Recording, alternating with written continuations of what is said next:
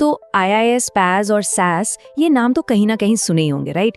ये सिर्फ कुछ भारी भरकम टेक्निकल टर्म्स नहीं है। नहीं, असल में ये वो पिलर्स हैं जिन पर हमारी पूरी डिजिटल दुनिया, मतलब जो भी हम ऑनलाइन करते हैं, वो सब कुछ टिका हुआ है। आज हम इन्हीं को एकदम आसान भाषा में समझेंगे। तो चलिए शुरू करते हैं। तो आज हम क्या क्या देखने वाले? सबसे पहले हम थोड़ा टाइम ट्रैवल करेंगे और देखेंगे कि भाई क्लाउड की जरूरत ही क्यों पड़ी। उसके बाद क्लाउड कंप्यूटिंग के पीछे का मैजिक समझेंगे और फिर IaaS, PaaS और SaaS इन तीनों के बीच का जो फर्क है उसे डिकोड करेंगे। और आखिर में सबसे जरूरी सवाल कि किसी खास काम के लिए कौन सा मॉडल बेस्ट फिट बैठता है। देखिए, क्लाउड कंप्यूटिंग को सही से समझने के लिए हमें पहले ये समझना होगा कि इसने कौन सी प्रॉब्लम सॉल्व की है ना। तो चलिए जरा इमेजिन करते हैं एक ऐसी दुनिया जहां क्लाउड जैसा कुछ था ही नहीं। ये स्लाइड देखिए पूरी कहानी बता रही है। पुराने जमाने में, मतलब ऑन प्रेमिसेस वाली तरीके में, कंपनियों को खुद के सर्वर्स खरीदने पड़ते थे और ये कोई छोटी मोटी इन्वेस्टमेंट नहीं थी, बहुत पैसा लगता था।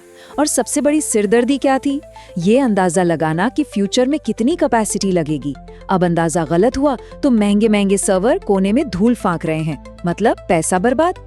लेकिन फिर आया क्लाउड और इसने तो पूरा गेम ही पलट दिया। अब सर्वर खरीदने की जरूरत नहीं, रेंट पर लो, मतलब पे एज यू गो। जितना इस्तेमाल उतना पैसा, कोई बर्बादी नहीं। और कैपेसिटी, अरे वो तो एक क्लिक में बढ़ या घट जाती है। तो क्लाउड का मतलब सिर्फ ये नहीं है कि सर्वर कहीं और रखा है, नहीं। इसकी असली पावर, इसका जो सीक्रेट सॉस है, वो इसकी 5 कोर कैरेक्टरिस्टिक्स में छुपा है।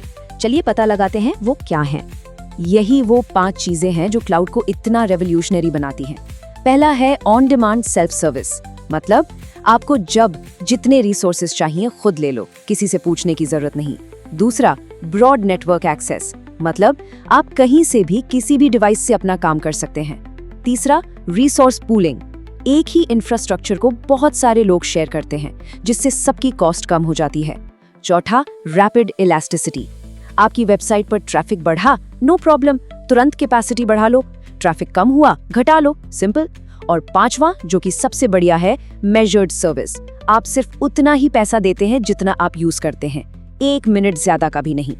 तो चलिए अब इन सर्विस मॉडल्स की दुनिया में एंटर करते हैं और शुरुआत करेंगे सबसे बेसिक लेयर से, IaaS यानी इंफ्रास्ट्रक्चर एज अ सर्विस। इसको आप ऐसे समझिए जैसे आप बिल्डिंग बनाने के लिए एक जमीन का टुकड़ा रेंट पर ले रहे हैं। जमीन आपकी नहीं है, पर उस पर क्या बनाना है, कैसे बनाना है, ये पूरी तरह से आपके हाथ में है। IaaS में होता क्या है कि आप वर्चुअल सर्वर्स, स्टोरेज, नेटवर्किंग, मतलब पूरा का पूरा डिजिटल इंफ्रास्ट्रक्चर रेंट पर लेते हैं। आपको फिजिकल हार्डवेयर की कोई टेंशन नहीं लेनी, उसकी बिजली, कूलिंग, मेंटेनेंस, वो सब क्लाउड प्रोवाइडर की सिरदर्दी है।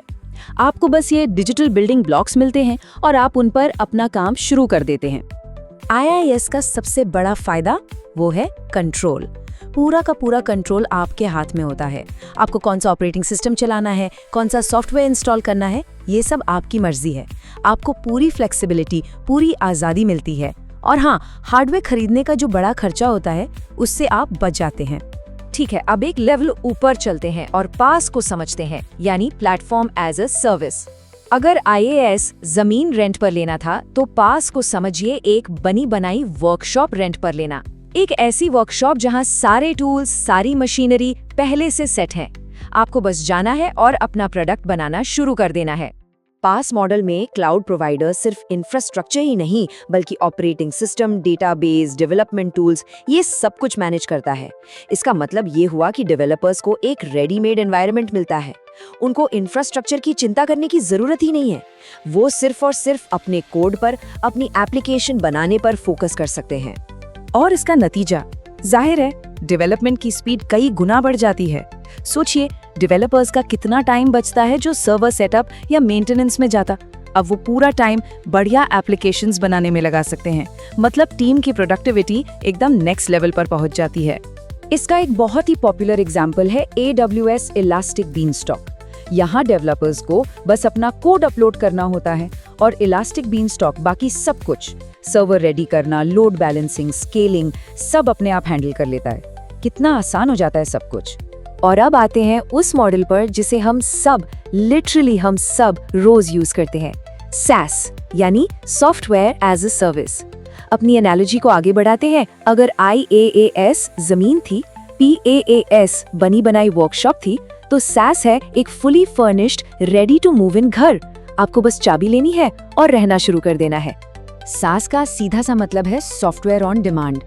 आपको अपने कंप्यूटर पर कुछ भी इंस्टॉल करने की जरूरत नहीं, बस वेब ब्राउजर खोलो, लॉगिन करो और सॉफ्टवेयर यूज करना शुरू। सारे अपडेट्स, सिक्योरिटी, मेंटेनेंस सब कुछ प्रोवाइडर की जिम्मेदारी है, आपकी कोई टेंशन नहीं। इसके फायदे तो हम सब जानते हैं। आप कहीं से भी किसी भी डिवाइस से अपना काम एक्सेस कर सकते हैं। टीम्स के लिए मिलकर काम करना मतलब कोलैबोरेशन बहुत आसान हो जाता है। सॉफ्टवेयर अपडेट करने की झंझट खत्म, क्योंकि वो ऑटोमेटिकली हो जाता है। और इसका सब्सक्रिप्शन मॉडल मतलब मंथली या ईयरली पेमेंट बजट के लिए भी काफी अच्छा रहता है। इसका परफेक्ट एग्जाम्पल, अरे गूगल डॉक्स, हम में से शायद ही कोई होगा जिसने इसे यूज ना किया हो। ये एक क्लासिक SaaS एप्लीकेशन है। कोई सॉफ्टवेयर इंस्टॉल नहीं करना पड़ता, बस ब्राउजर खोलो और डॉक्यूमेंट्स बनाना, शेयर करना, सब शुरू। सिंपल। तो IaaS, PaaS और SaaS तीनों को हमने समझ लिया, लेकिन अब आता है सबसे बड़ा सवाल, इनमें से चुनना कौन सा है? अपने काम के लिए क्या सही रहेगा? चलिए एक डायरेक्ट कंपैरिजन करते हैं, जिससे सब कुछ क्रिस्टल क्लियर हो जाएगा। ये टेबल देखिए, ये सब कुछ समराइज कर देता है। ये पूरा खेल है कंट्रोल वर्सेस कन्वीनियंस का। ध्यान से देखिए, IaaS में आप ऑपरेटिंग सिस्टम से लेकर एप्लीकेशंस तक सब कुछ खुद मैनेज करते हैं, मतलब मैक्सिमम कंट्रोल। PaaS में जिम्मेदारी थोड़ी बढ़ जाती है, प्रोवाइडर OS और मिडलवेयर संभालता है, आप सिर्फ अपनी एप्स और डेटा पर फोकस करते हैं।